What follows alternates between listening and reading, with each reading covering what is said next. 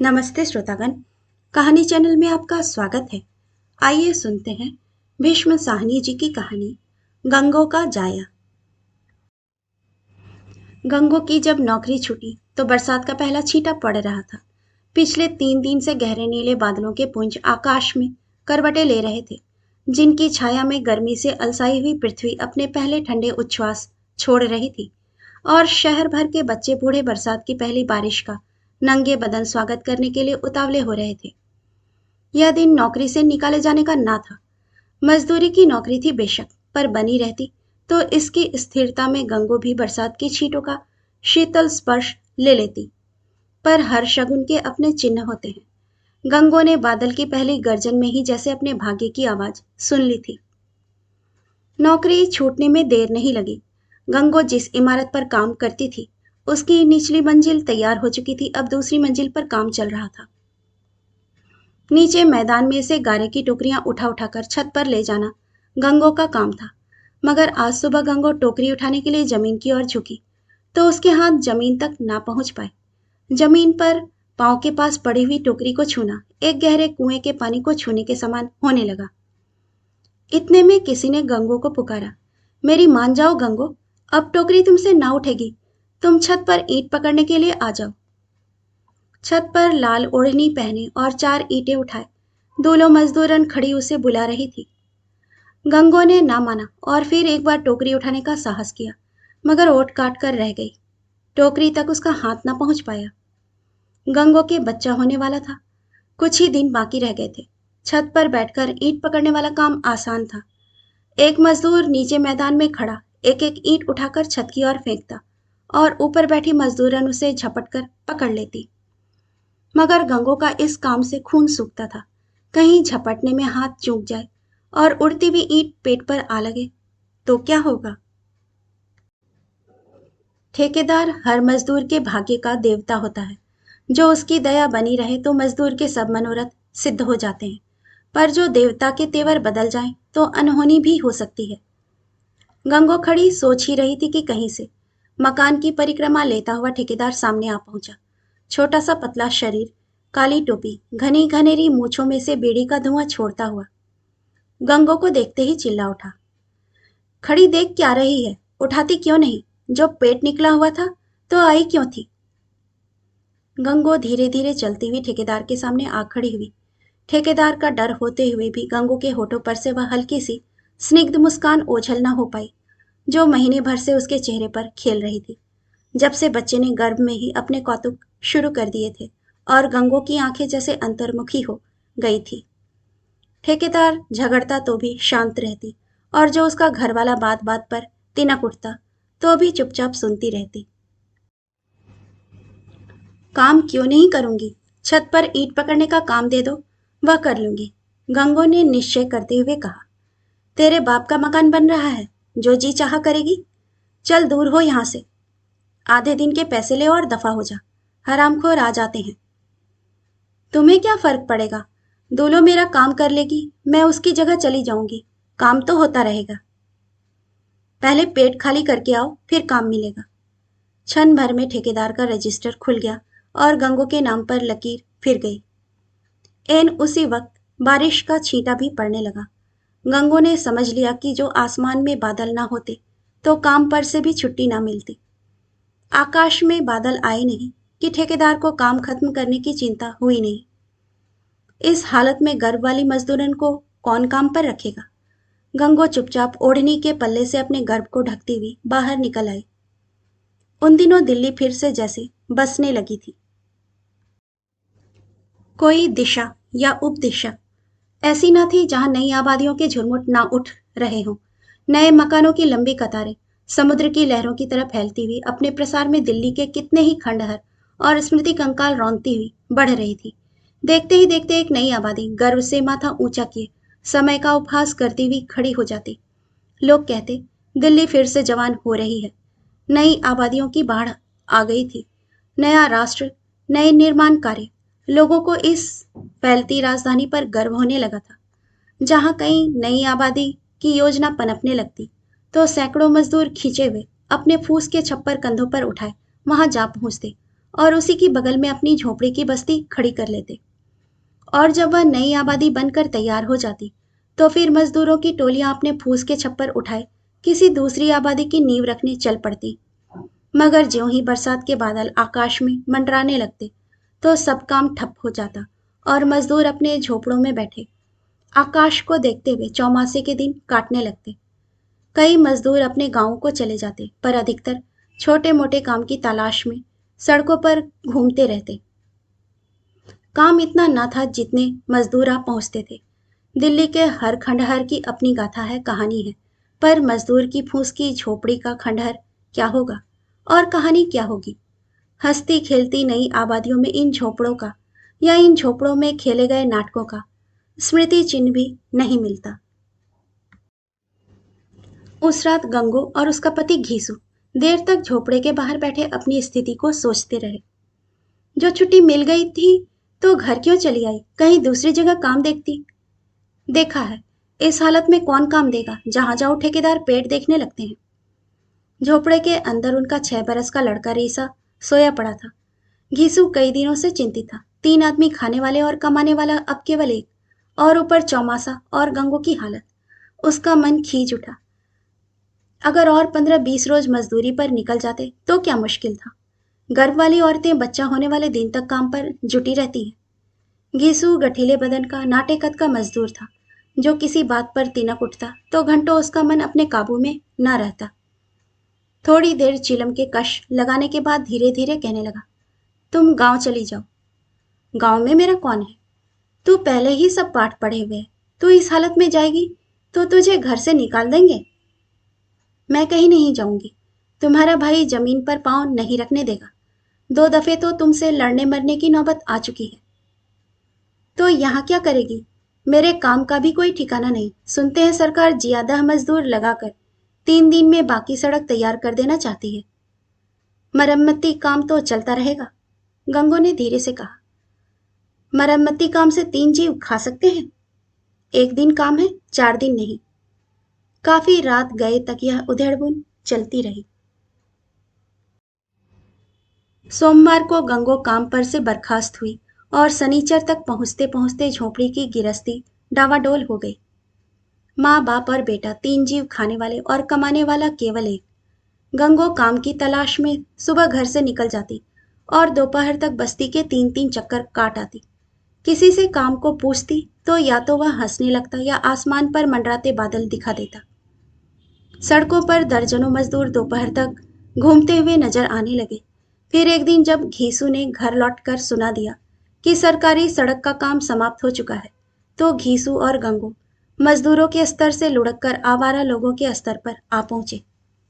कभी चूल्हा जलता, कभी नहीं। भरपेट खाना किसी को न मिल पाता। छोटा बालक रीसा, जो दिन भर खेलते ना थकता था, अब झोपड़े के इर्द गिर्द ही मंडराता रहता। पति पत्नी रोज रात को झोपड़े के बाहर बैठते, झगड़ते, परामर्श करते और बात बात पर खींच उठते। फिर एक रात हजार सोचने और भटकने के बाद घीसू के उद्विग्न मन ने घर का खर्चा कम करने की तरकीब सोची। अधभरे पेट की भूख को चिलम के धुएं से शांत करते हुए बोला, रीसे को किसी काम पर लगा दें। रीसा क्या करेगा? छोटा सा तो है। छोटा है, चंगे भले आदमी का राशन खाता है। इस जैसे सब लड़के काम करते हैं। गंगो चुप रही। कमाऊ बेटा किसे अच्छा नहीं लगता, मगर रीसा भी सड़क पर चलता भी था तो बाप का हाथ पकड़कर वह क्या काम करेगा। पर घीसू कहता गया, इस जैसे लौंडे बूट पॉलिश करते हैं, साइकिलों की दुकानों पर काम करते हैं, अखबार बेचते हैं, क्या नहीं करते। कल इसे मैं गणेशी के सुपुर्द कर दूंगा, इसे बूट पॉलिश करना सिखा देगा। गणेशी घीसू के गांव का आदमी था। इस बस्ती से 1 फरलांग दूर पुल के पास छोटी सी कोठरी में रहता था। एक छोटी सी संदूकची कंधे पर लटकाए गलियों के चक्कर काटता और बूटों के तलवे लगाया करता था।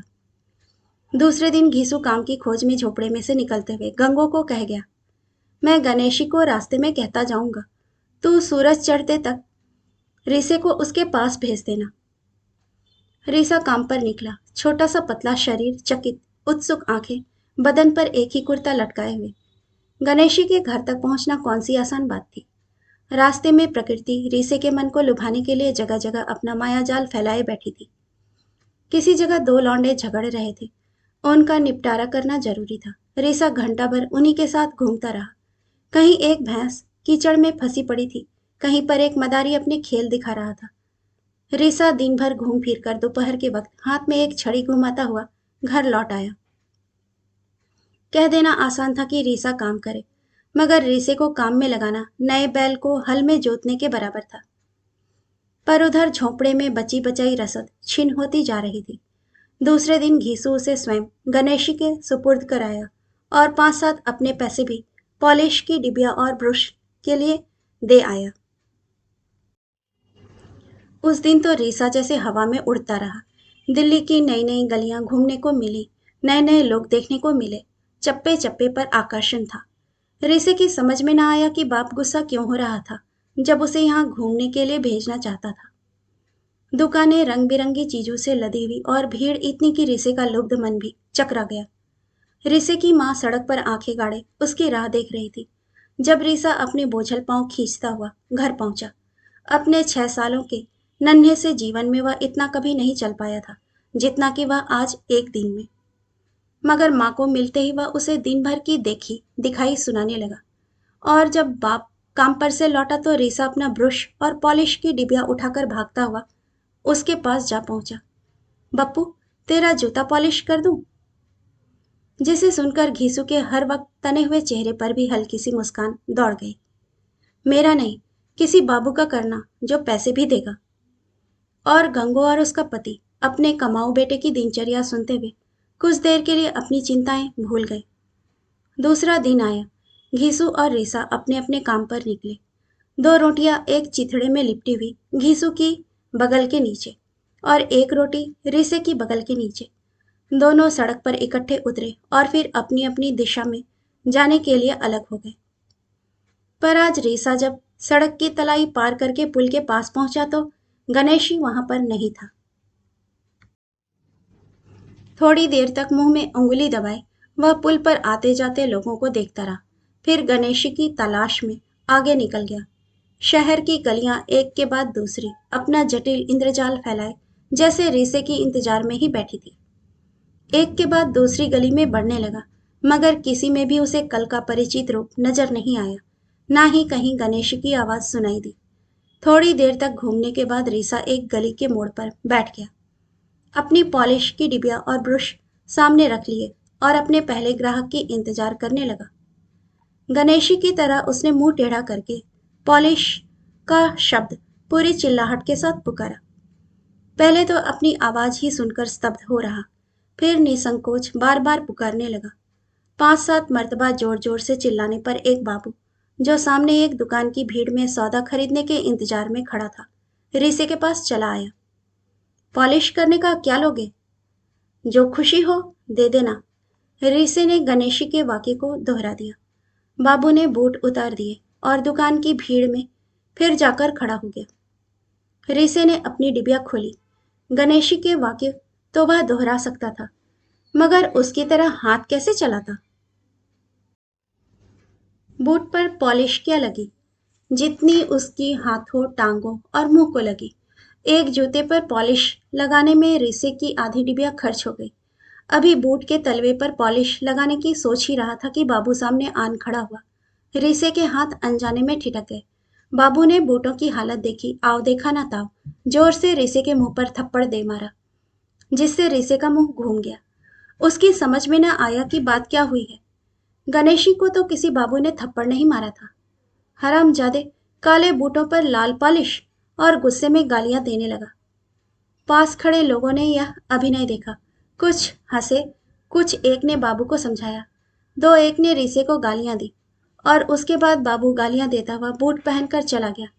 रीसा हैरान और परेशान कभी एक के मुंह की तरफ कभी दूसरे के मुंह की तरफ देखता रहा और फिर वहां से उठकर धीरे धीरे गली के दूसरे कोने पर जाकर खड़ा हो गया। हर राह जाते बाबू से उसे डर लगने लगा।